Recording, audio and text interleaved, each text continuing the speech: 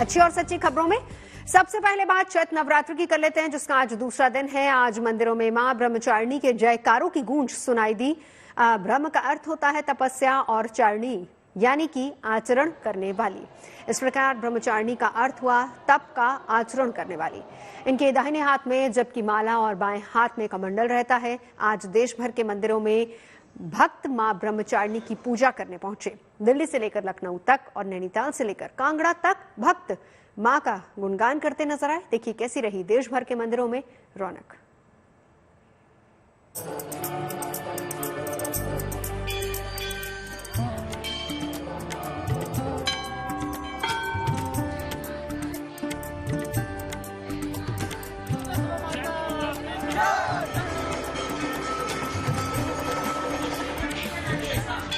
शक्ति की उपासना के पर्व यानी नवरात्रि के दूसरे दिन भी मंदिरों में खासी रौनक दिखी।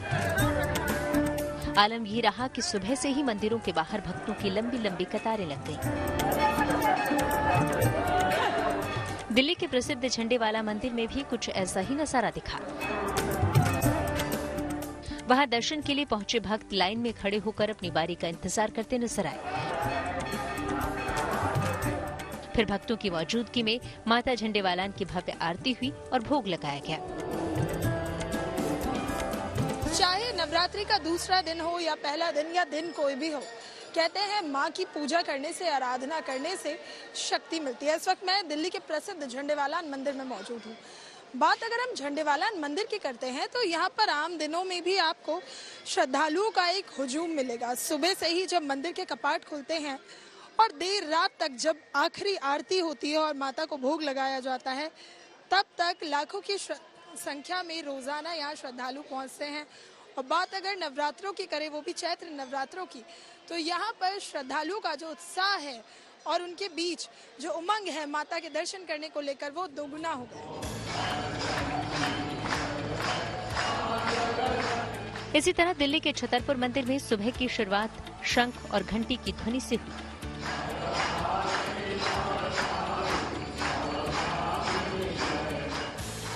पुजारियों ने माता का भव्य दिव्य श्रृंगार किया, फिर उनके ब्रह्मचारिणी स्वरूप की आरती उतारी।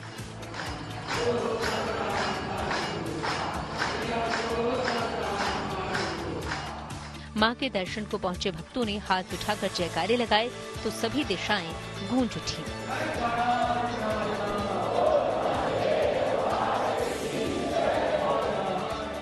करने के बाद इतनी एनर्जी कहाँ से आती है? गर्मी भी हो रही है, देती है, अपने आप देती है माता रानी शक्ति। तो बस माता रानी शक्ति देती है, थकावट नहीं होती? नहीं, कोई थकावट नहीं होती माता जी, और हमें अच्छे से खुश होकर दिल से करते हैं। बहुत अच्छा लगता है, बड़ा सुकून मिलता है मन। अच्छा, झंडेवालान मंदिर के लिए एक चीज कही जाती है कि आप जब यहाँ आते हैं और आपके मन में कोई मनोकामना होती है तो माता खुद ब खुद सुन लेती है, पूरी कर देती है माता रानी। आप लोगों की कोई मनोकामना ऐसी है जो पूरी हुई है? हाँ जी, हुई है। माता की मनोकामना हमारी जरूर पूरी करी है माता ने। सच्चे जरूर पूरी, जो भी हम सच्चे दिल से माते माँ बिना कहे सब समझ जाती है। राजधानी दिल्ली से कई किलोमीटर दूर सरोवर नगरी नैनीताल में भी माता के जयकारों की गूंज सुनाई दी। वहां नैनी झील के किनारे नैना देवी का ये खूबसूरत मंदिर स्थित है। नवरात्रि के दूसरे दिन इस मंदिर में भक्तों का बड़ा हुजूम देखने को मिला। स्थानीय लोगों के अलावा नैनीताल घूमने पहुंचे सैलानी भी माता का आशीर्वाद लेने के लिए यहाँ पहुंचे। नैना मैया का तो हम सब पर, पूरे नैनीताल पर ही बहुत विशेष आशीर्वाद रहा है और हमारे परिवार पर भी माता रानी का विशेष आशीर्वाद रहा है। हम कोई भी काम शुरू करने से पहले माता रानी को हमेशा याद करते हैं और माँ से हमेशा कामना करेंगे कि हमें आगे हमारी तरक्की करें, हमारे बच्चों का भविष्य उज्जवल हो, हम सबका विकास करें, ऐसा मैं माँ से प्रार्थना करूँगी। नैना देवी का ये मंदिर शक्तिपीठों में शामिल है। मान्यता है कि इसी जगह पर मां सती की आंखें गिरी थी और नैनी झील उनके आंसुओं से बना सरोवर है, इसलिए यहाँ देवी की आंखों के रूप में पूजा की जाती है।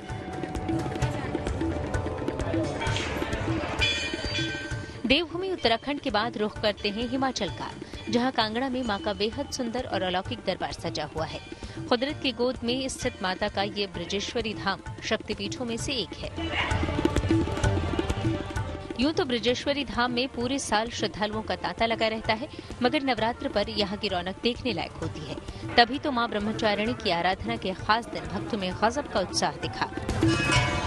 मंदिर के द्वार से लेकर दूर तक भक्तों की कतार लगी नजर आई। हर किसी के चेहरे पर मां के दर्शन की आस मुस्कुराहट बनकर चमकती दिखी।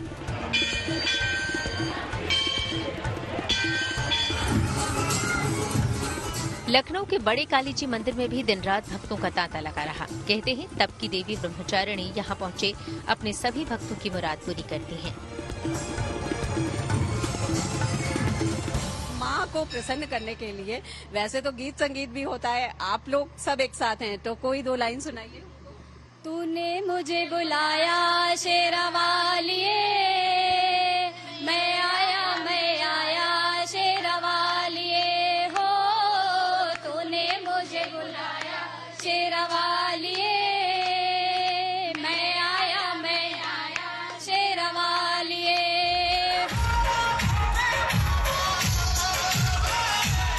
इसी तरह चैत्र नवरात्र के मौके पर राजस्थान के फतेहपुर शेखावटी में एक भव्य शोभा यात्रा निकाली गई।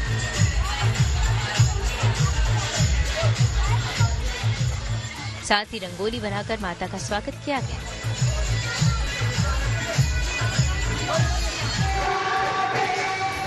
चैत्र नवरात्र के मौके पर देश के अलग अलग हिस्सों में आस्था और भक्ति की ऐसी ही सुंदर तस्वीरें देखने को मिल रही हैं।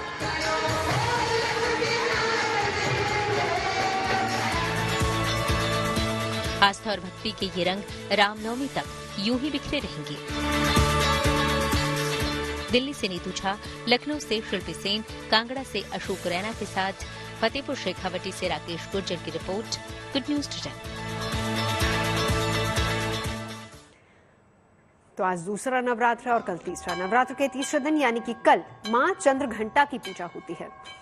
मां चंद्रघंटा की पूजा से साहस और आत्मविश्वास बढ़ता है। तो कैसे की जाए मां चंद्रघंटा के इस रूप की पूजा, क्या भोग लगाया जाए, आइए जानते हैं पंडित शिवलिंग पांडे से।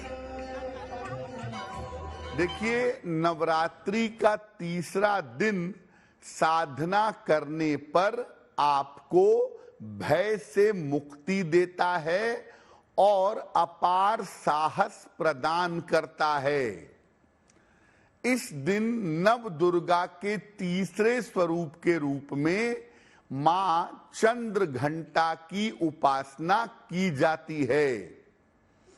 इनके सर पर घंटे के आकार का चंद्रमा है, इसीलिए इनको चंद्रघंटा कहा जाता है। इनके 10 हाथों में अस्त्र शस्त्र हैं और इनकी मुद्रा युद्ध की मुद्रा है। माता चंद्रघंटा की पूजा लाल वस्त्र धारण करके करना सबसे ज्यादा उत्तम होता है। माता को लाल पुष्प, लाल चंदन जिसको रक्त चंदन कहते हैं, और लाल चुनरी समर्पित करना उत्तम होता है। माता की पूजा से मणिपुर चक्र मजबूत होता है, इसीलिए भय का नाश होता है और आत्मविश्वास की प्राप्ति होती है।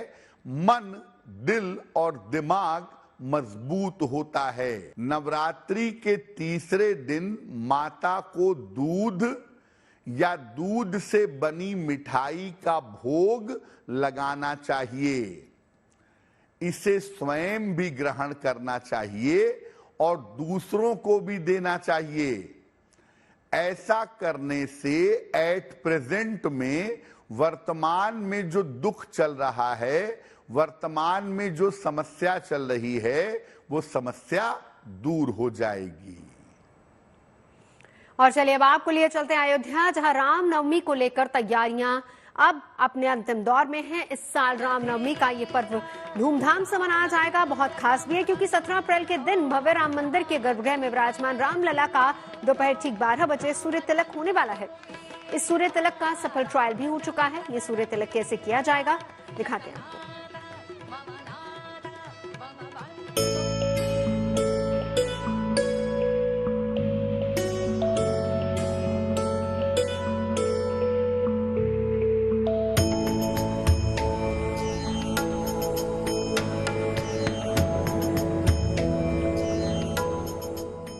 17 अप्रैल की तारीख नजदीक है और अयोध्या नगरी भी राम जन्मोत्सव के लिए तैयार है। इन्हीं तैयारियों के तहत रामनवमी पर होने वाला है रामलला का सूर्य तिलक, जिसका रामनवमी से पहले सफल ट्रायल किया गया। बताया जा रहा है कि 17 अप्रैल के दिन जब रामनवमी पर अभिजीत मुहूर्त में रामलला का जन्मोत्सव मनाया जाएगा, तभी दोपहर ठीक 12 बजे सूर्य की किरण से रामलला का अभिषेक किया जाएगा। यानी रामलला के माथे पर सूर्य की किरण से तिलक होगा। खास होगा 12 बजे के बाद का वह समय जब सूर्य की किरण सीधे उनके ललाट पे पड़ेंगी, और या कहा जाए कि उस दिन रामलला का सूर्याभिषेक होगा तो गलत नहीं होगा, क्योंकि वह पल होगा जब रामलला के मंदिर के लिए भी अद्भुत होगा और राम भक्तों के लिए भी। 5 वर्ष के बाल स्वरूप रामलला के गर्भगृह में विराजने के बाद ये पहली रामनवमी है। लिहाजा इस मौके पर न सिर्फ अयोध्या में कई सांस्कृतिक और धार्मिक अनुष्ठान होंगे, बल्कि रामलला का सूर्य तिलक कराकर इसे और भी खास बनाने की तैयारी है। और ये सब कुछ संभव होगा वैज्ञानिक तरीके से। जानकारी के मुताबिक इस काम के लिए IIT रुड़की के सेंट्रल बिल्डिंग रिसर्च इंस्टीट्यूट ने ऑप्टो मैकेनिकल सिस्टम तैयार किया है, जिसके तहत मंदिर के तीसरे फ्लोर पर एक खास दर्पण लगाया गया है, जिस पर दोपहर 12 बजे सूर्य की किरणें पड़ेंगी। ये किरण दर्पण पर पड़ने के बाद 90 डिग्री पर रिफ्लेक्ट होंगी और एक पीतल के पाइप में जाएंगी, जिसमें किरणों की तीव्रता को बढ़ाने के लिए 3 लेंस लगे हैं। लेंस से गुजरने के बाद ये किरण गर्भगृह वाले पाइप पर लगे एक और दर्पण से टकराएंगी, जिसके चलते ये सूर्य किरणें फिर से 90 डिग्री पर रिफ्लेक्ट होने के बाद सीधे रामलला के मस्तक पर पड़ेंगी और उनका तिलक करेंगी। भगवान के माथे पर सूर्य किरण आए,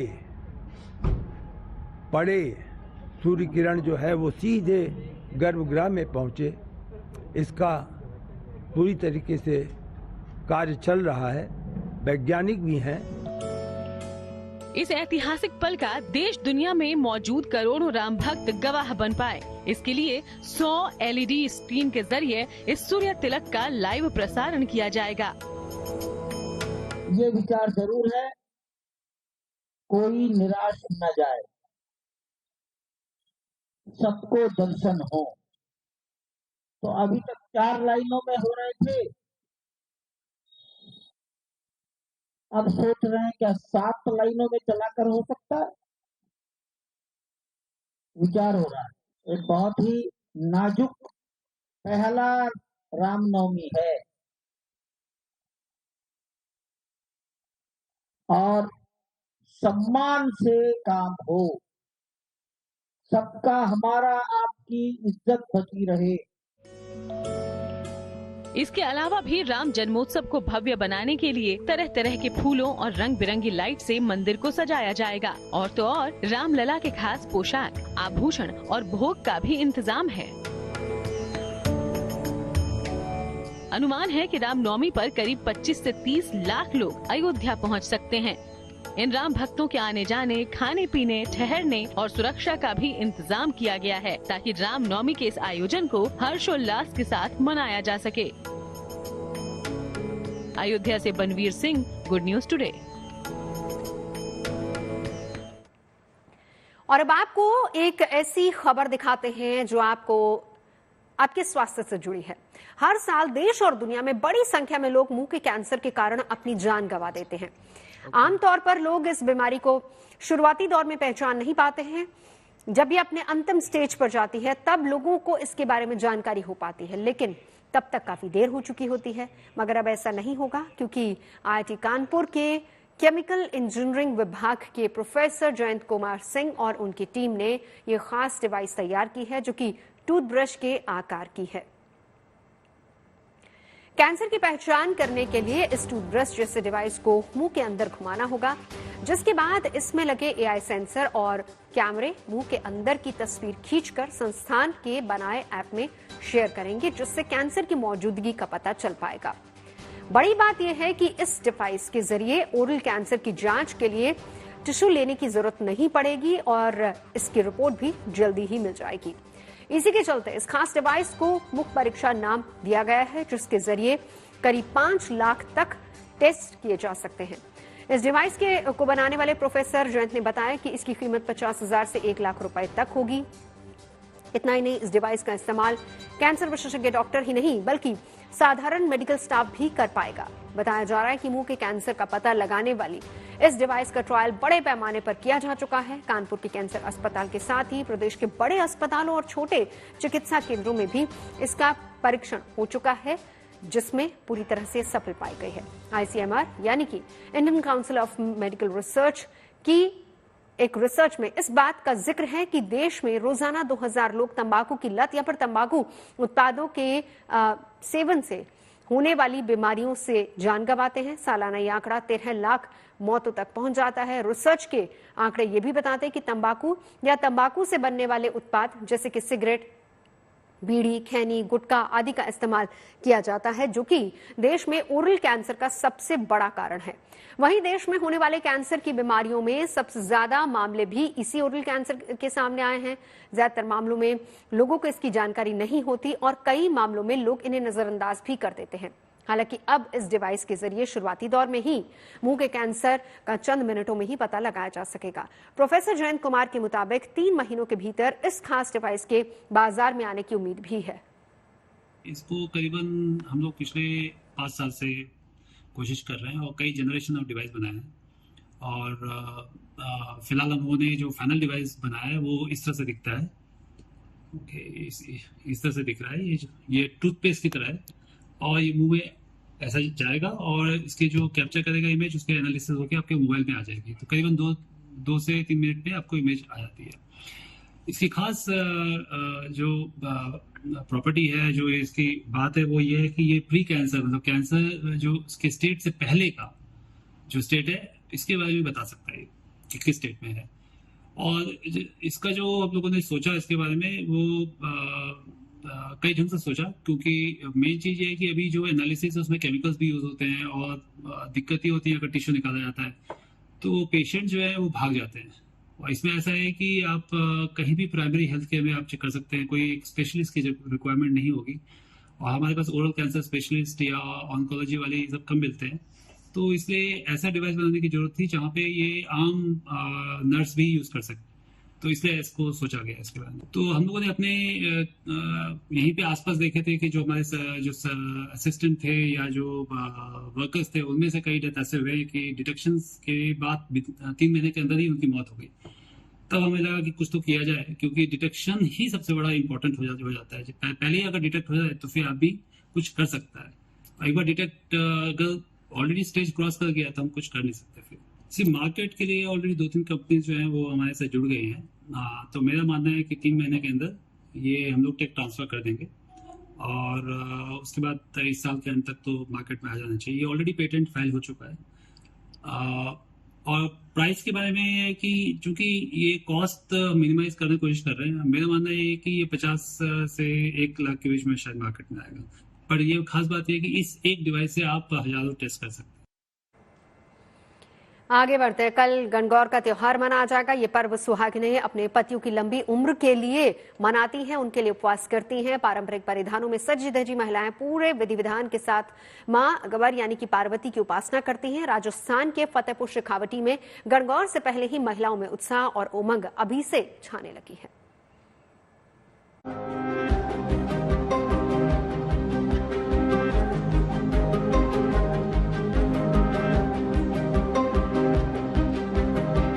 पारंपरिक परिधानों में सजी धजी महिलाएं, लोकगीत पर थिरकती सुहागनें, ये उमंग ये उत्साह गणगौर त्योहार को लेकर है। कल गणगौर का पर्व मनाया जाएगा, लेकिन उससे पहले ही फतेहपुर शेखावटी की नव विवाहित महिलाएं और कुंवारी कन्याएं पूरे उत्साह में हैं। इन दिनों गणगौर पूजन के उपलक्ष्य में महिलाएं घरों में ईसर गणगौर का बिंदौरा निकालने की परंपरा निभा रही हैं। रोज शिव पार्वती स्वरूप ईसर गणगौर की प्रतिमाओं की आस्था से पूजा की जा रही है। शाम को महिलाएं और कन्याएं सज धज कर गणगौर के गीत गाते हुए मंदिरों और घरों में पहुंच रही हैं। यहाँ उनकी खूब आवभगत होती है। पूजन करने वाले स्थान से जिस घर तक बिंदौरा पहुंचा, वहाँ नाच गाना भी खूब किया जा रहा है। गणगौर के पारंपरिक लोकगीत गूंज रहे हैं। शादी होने के फर्स्ट साल ये पूजना स्टार्ट करते हैं। 18 दिन का ये पर्व रहता है, जिसमें नई नवेली जो दुल्हनें रहती है वो आके पीहर अपने ये पूछती है। फिर सेकेंड साल इनका उजमना होता है। 18 दिन का होता है ये, और फिर लास्ट दिन जब 18 दिन पूरे हो जाते हैं हम लोग गणगौर का मेला होता है, गणगौर का विसर्जन करते हैं। और इससे पहले सूरज रोटे का व्रत किया जाता है और भी कई बनौरा निकटियाँ। हाँ, अलग अलग फेस्टिवल मतलब अपने तरीके से सब मनाते हैं। इस गणगौर को पर्व अच्छे से बहुत अच्छे से सेलिब्रेट करती है सब। आज तो बनौरा है और 18 दिन का होता है गणगौर का ये फेस्टिवल। और शादी के बाद तो पूजने आते हैं, पीर में पूजने आते हैं और यहाँ पे 18 दिन तक पूजा होती है। फिर लास्ट दिन मेला होता है गणगौर का और इनका उद्यापन है अभी। और किस तरीके से आप किस तरीके से गणगौर का पर्व बना रहे हैं? किस तरीके से? गणगौर एक हिंदू त्योहार है। राजस्थान, हरियाणा, मध्य प्रदेश और मालवा के इलाकों में खास तौर पर मनाया जाता है। मान्यता है कि माँ गवर माता पार्वती का ही रूप है। इसी वजह से महिलाएं माँ गवर की पूजा कर उनसे अपने सुहाग की लंबी आयु की मन्नत मांगती हैं। माँ गवर की यात्रा में महिलाएं अपनी पारंपरिक वेशभूषा धारण करती हैं और पुरुष केसरिया रंग की पगड़ी के साथ राजसी पहनावे में मौजूद रहते हैं। इस तस्वीर को आप गणगौर यात्रा का रिहर्सल कह सकते हैं। असली धूम तो कल मचेगी जब पारंपरिक परिधानों में सजी धजी महिलाएं पूरे जोश और उमंग से गणगौर त्योहार सेलिब्रेट करेंगी। राकेश गुर्जर के साथ bureau report, good news today.